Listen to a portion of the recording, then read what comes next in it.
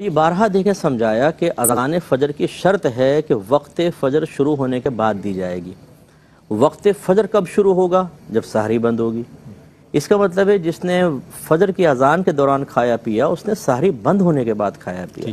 کیسے روزہ ہوگا؟ کوئی آپ نئی شریعت تو نہیں بنا رہے نا کہ ہم اللہ اس کے رسول کچھ بھی کہتے رہیں، جو ہم کہہ رہے ہیں وہ ٹھیک ہوگا، یہ تو غلط بات ہے۔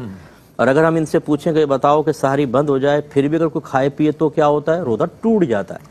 تو اس کا مطلب ہے جس نے اذان کے جیسے وقت فجر ختم ہو، وقت سحر ختم ہوگا تو روزہ شروع ہو گیا۔ ٹھیک ہے، اب اس کے بعد اگر کھا رہے ہیں تو یہ تو روزہ بند ہونے کے بعد کھا رہے ہیں یا روزہ شروع ہونے کے بعد کھا رہے ہیں تو روزہ بریک ہوگا۔ اور جان بوجھ کے اگر روزہ توڑ دیا جائے تو اس پہ تو کفارے ہوتے ہیں، اور یہ سب لا علمی میں ہوتا ہے، اور یہ سب جہالت کے اندر ہو رہا ہے۔ تو اس لیے مطلب یہ کہ بہت احتیاط کرنی چاہیے، اور جو علماء کہہ رہے ہیں اس کو سنیں، اپنے گھر والوں کے اس پہ نہ چلیں۔ یہ روش ٹھیک نہیں ہے کہ جی ہمارے آباء و اجداد ایسا کرتے چلے آئے۔ یہ جواب تو کفار نے ہر نبی کو تقریباً دیا ہے کہ ہم آپ کی بات نہیں مانیں گے، ہم تو اس پر چلیں گے جس پر اپنے آباء و اجداد کو پایا۔